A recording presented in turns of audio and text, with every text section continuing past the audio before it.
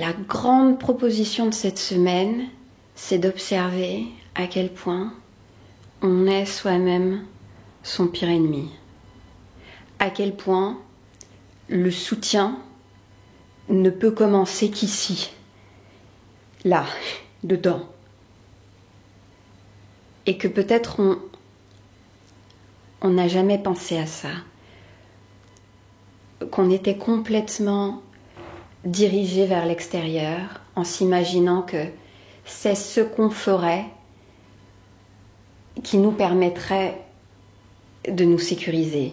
C'est la validation, c'est le résultat, c'est la réception des choses qu'on envoie dans le monde qui, en nous revenant, nous assied, nous sécurise, nous réconforte. Et c'est faux, ça peut pas marcher comme ça. Enfin, je vous encourage à essayer. Le soutien commence ici, ça veut dire quoi? Dans les pages du matin qu'on est encouragé à faire, qui sont très thérapeutiques, beaucoup de personnes dans le groupe découvrent à quel point c'est une sorte d'auto-analyse, que ça peut être à la fois jubilatoire et complètement insupportable. Il y a tout ça, mais c'est un espace magique de découverte, de lucidité, de clarté, de qu'est-ce que je me raconte tous les jours, tout le temps. Qu'est-ce qui se raconte là-dedans?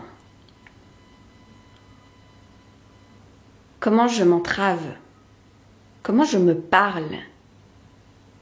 Qu'est-ce que j'exige? Comment je pense que ça va se passer? Qu'est-ce que je m'imagine? Comment j'inhibe des parts de moi? Donc voilà, on a entretenu pendant des années un discours d'abus, vraiment d'abus, de jugement. Je ne sais pas quelle forme il prend pour vous. Pour moi, c'est que je sais pas faire, je sais pas comment, j'ai pas ce qu'il faut, je manque. Jugement, évidemment, évaluation, comparaison, c'est pas assez bien. Il faudrait que ce soit d'une certaine façon. Il faudrait que ce soit de la bonne façon. C'est moins bien que. À une époque, c'était mieux. Quand c'est comme ça va pas. Parce qu'on a peut-être appris que dans la négativité, dans le discours dénigrant de soi-même, il y avait quelque chose de réaliste, il y avait quelque chose de responsable, et que dans un discours plus positif, plus encourageant, plus soutenant, il y avait quelque chose d'utopique, d'irréaliste, d'idéaliste. Donc très innocemment, on a intégré énormément de négativité. On s'est tous raconté qu'on était limités pendant des années. Pourquoi? Je sais pas. C'est sans doute l'aventure humaine qui veut ça. L'éducation, la confusion des personnes, de nos proches qui elles-mêmes se croyaient limitées, qu'on a imitées. Donc il y a ce postulat.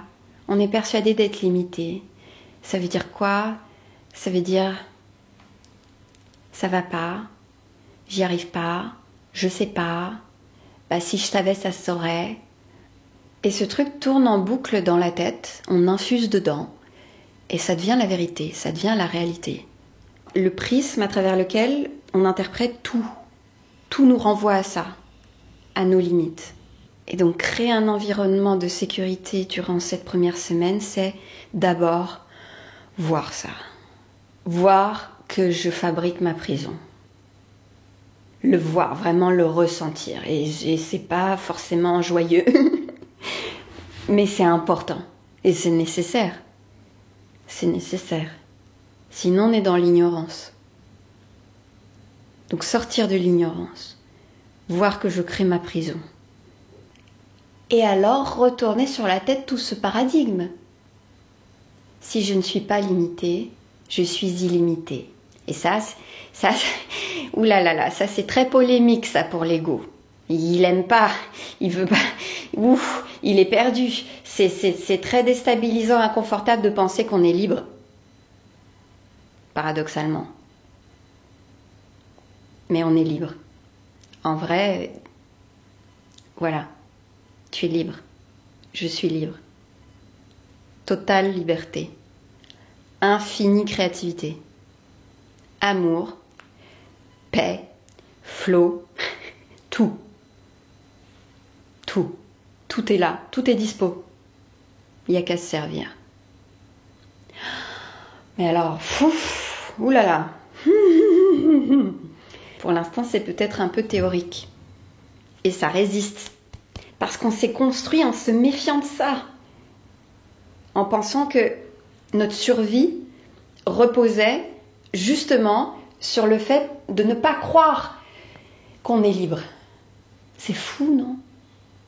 Donc cette semaine, j'ai découvert que je crée ma prison. Enfin, je le savais. Mais il faut croire que j'ai encore besoin de l'éprouver, quoi. C'est familier, cet endroit de limite. Il y a encore du jus, quoi, dans ces croyances. Dans le fait que ma valeur dépend de ce que je vais créer. Et donc, il y a le risque. Il y a le risque qu'en créant, je puisse découvrir que je ne vaux rien. C'est malade mental. Malade mental. La force a été voilée, la liberté a été voilée, la créativité a été voilée. Les barreaux, quoi. Enfermement. On ne peut pas, on ne sait pas, on ne fait pas. Non. Et les pages du matin sont un miroir limpide pour épingler ça. On n'a pas le choix. C'est le nez dans le caca. Et l'ego ne va pas aimer. C'est désagréable. On est tendu. On a envie de tout arrêter. Et on peut tout arrêter. Peut-être c'est pas le moment. Et c'est possible. Mais j'ai envie de continuer. Enfin, moi, j'en suis au point où j'ai besoin de vraiment d'aller au fond du trou, quoi, de ça. Pourquoi je crois encore ces merdes? Et l'endroit de blocage est devenu familier. Et donc c'est une prison dorée, parce qu'on connaît.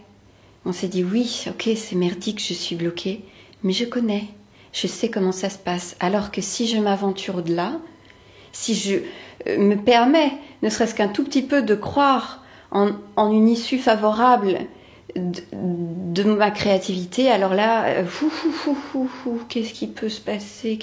Peut-être je vais découvrir que je suis nulle. Peut-être je vais affronter l'indifférence générale. Peut-être, et là, les scénarios, beaucoup de scénarios très juteux qui s'emballent sur ce qui pourrait arriver si je me croyais libre. Non, on n'aime pas. Non, on n'aime pas. Non, on va rester ici. On va rester ici. C'est sombre, humide et ça pue, mais on connaît bien. En toute innocence, c'est important. On se protège, il y a vraiment une question de survie. Parce que à ce stade-ci, on croit encore qu'il y a des enjeux.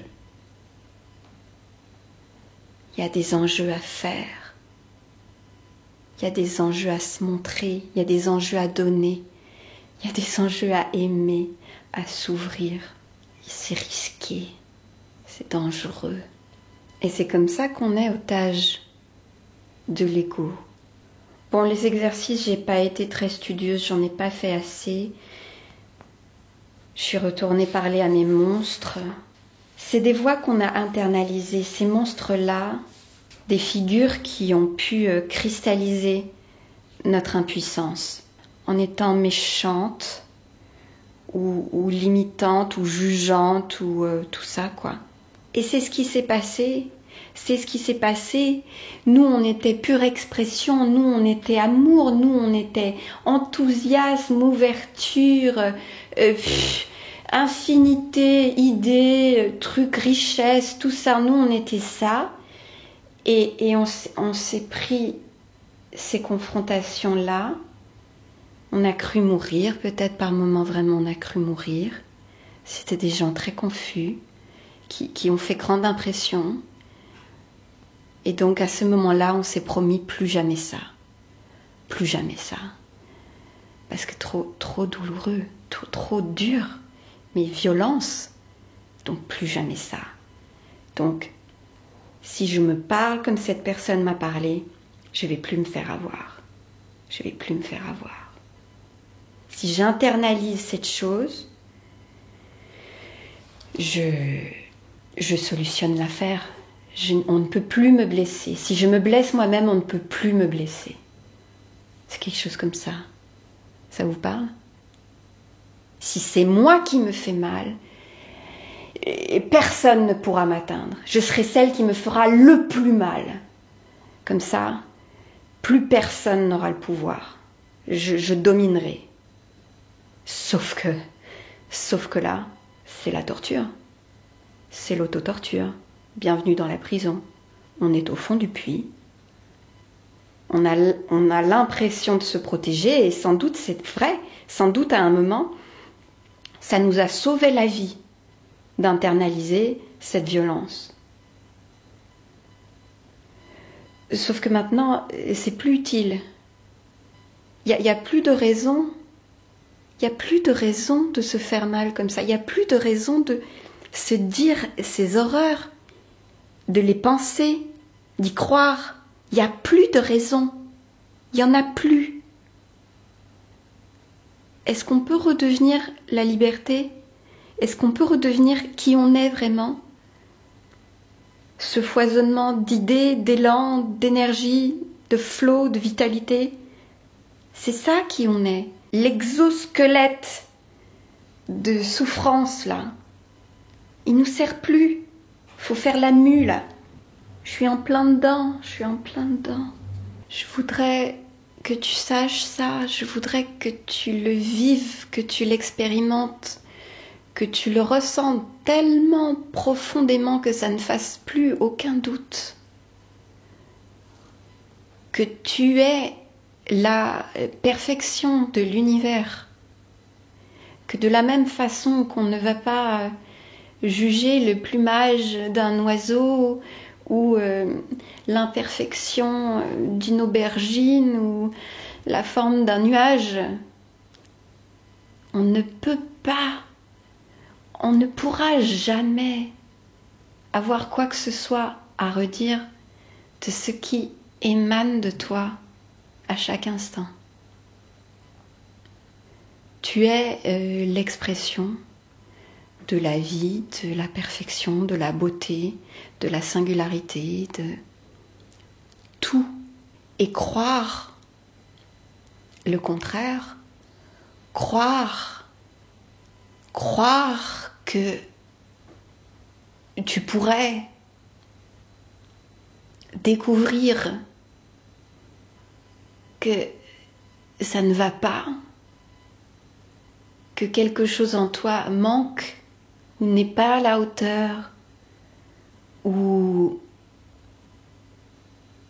pourrait, je sais pas comment ça se manifeste chez toi, chez moi, je travaille dessus là. Qu'est-ce que c'est? De quoi j'ai peur exactement? C'est quoi au fond de la peur? C'est quoi? C'est quoi le truc le plus horrible en vrai? C'est quoi? C'est quoi? C'est l'indifférence. C'est penser que je pourrais indifférer. Qui a le pouvoir de m'anéantir par son indifférence? Qui? J'ai peur de la sensation. J'ai peur de me sentir rien. Est-ce que c'est grave? Est-ce que c'est vrai? Est-ce que c'est possible? C'est ça qu'il faut regarder. C'est ces trucs, tu vois, c'est ces vieilles évidences qu'on n'a plus remis en question depuis des années. Je peux vraiment être rien? Est-ce que je peux vraiment indifférer? Est-ce que c'est grave? Qu'est-ce que j'en pense moi? Est-ce que moi je veux soutenir l'expression de ma vitalité? Est-ce que je suis là? Est-ce que moi je suis là pour moi? Parce que si je suis pas là pour moi, comment ça peut exister? Je suis forcément là. J'accueille forcément ce qui est en train de se passer là. Je suis là. Je veux accompagner ce qui demande à sortir. Je veux être là. Je suis là. Donc si là dans ma tête c'est en train de se dire « Ah, tu pleures, c'est obscène. Ah, c'est tellement narcissique. Ah, à quoi ça sert? Ah, c'est encore un truc de développement personnel. Ah, t'es encore en train de faire ta thérapie sur Internet. »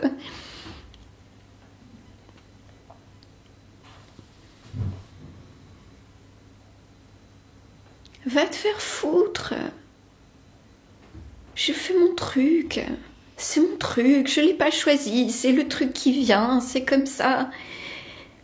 D'accord, est-ce que je peux l'aimer? Est-ce que je peux le regarder, l'aimer? Moi, je crois pas que je vais faire des enfants. Mais je fais des trucs comme ça, je sais pas, je fais ça. Est-ce que je peux l'aimer? Comme un enfant que j'aurais fait, que j'aurais vraiment pas choisi, quelle cellule, que j'aurais pas choisi, quelle couleur, quelle texture, quelle odeur, quelle forme, est-ce qu'il lui manque des doigts? Est-ce qu'il va avoir une maladie dégénérative? J'en sais rien, je l'ai juste fait, il est sorti.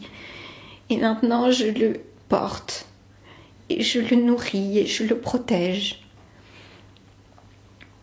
Et j'ai ce courage-là de pas le dénigrer, de pas dire « Ah, il aurait pu être mieux quand même. T'as vu quand même, lui il est mieux. Et elle est mieux. Et eux ils savent mieux faire. » Je sais pas si c'est du courage ou si c'est de la foi qu'il faut avoir ou si c'est de la force pour juste dire ok, c'est ça qui se passe et j'aime ce qui se passe, je veux ce qui se passe. Ce qui se passe est parfait, ce qui se passe est assez. C'est ça. C'est maintenant, c'est ici. C'est avec toi si tu veux. Je pourrais pas m'en sortir si je soutiens pas. Et je ne peux pas faire autrement que soutenir. Je peux pas faire autrement, après je peux avoir peur. Je pense que c'est ça, je peux avoir peur. Et le travail, c'est de regarder cette peur, d'aller au fond de cette peur et de lui faire la peau parce que c'est une illusion. De quoi je peux vraiment avoir peur? Dis-moi de quoi? De quoi tu peux vraiment avoir peur? Qu'on te dise que ton truc c'est nul? Et alors? Et alors? C'est de ça qu'on a peur? Est-ce que c'est de ça qu'on a peur? Qu'on te dise que ton truc est nul? C'est ça qui nous a tant fait souffrir dans le passé au point qu'on a appris à se dire qu'on est nul tous les jours. Comme ça, on s'insensibilise. C'est ça. Donc, on ne sait pas trop où on va avec cette histoire de The Artist Way. Je vous renvoie à l'introduction de la série. Vous pouvez nous rejoindre, bien que là on soit lancé, mais vous pourrez accéder de toute façon. Si vous venez sur Patreon, vous avez 3 ans et demi de podcasts, des facs, des lives possiblement pour nous observer en cachette. C'est une manière aussi de connecter. Si vous pensez qu'on a des choses à se dire, si tu penses qu'on a des trucs à partager, je lis et réponds à tous les messages. C'est d'ailleurs génial pour ça, ça me permet de savoir qui vous êtes. Ça nous rapproche, j'adore. Donc je suis en plein dedans. Et c'est dur, mais je pense que c'est le travail qui s'impose là. Et en le faisant en groupe comme on le fait, c'est magique. Parce qu'on est des miroirs les uns des autres. C'est absolument universel d'avoir peur, de pas bien faire. Et donc, de se retenir, de se bloquer, de procrastiner. On fait la peau à la peur de faire. C'est ça. Voilà, moi j'ai besoin d'expérimenter que ma valeur, elle n'existe pas dans cet objet.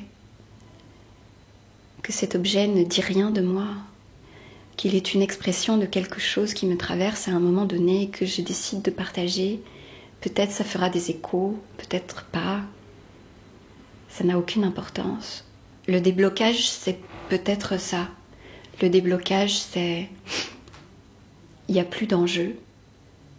Il y a juste la vie, le faire, l'énergie qui prend forme et la dépersonnalisation de cet influx-là. Ça ne dit rien de moi. Moi n'existe pas. Il faut tuer ce moi. Ce moi n'existe pas. Ce moi qui a besoin de se protéger, ce moi qui a peur, ce moi qui voudrait qu'on lui donne une note définitive et si possible la meilleure. Ce moi est une illusion qui nous fait souffrir, qui nous étouffe, qui amène des gens à se tuer, vraiment. Mais aussi qui sans doute nous a amenés ici, nous a réunis. L'objectif, c'est pas de le tuer vraiment. On va pas y arriver, c'est pas possible. On reste humain, mais connaître sa place, sortir de l'ignorance, faire la lumière, savoir ce qui se trame. Je suis votre cobaye dévouée. Si à travers ce qu'on vit durant ces 12 semaines, vous avez ne serait-ce qu'un éclat de prise de conscience de peut-être je suis pas ce que je crois que je suis, ou franchement je peux arrêter de penser ça, c'est bon maintenant.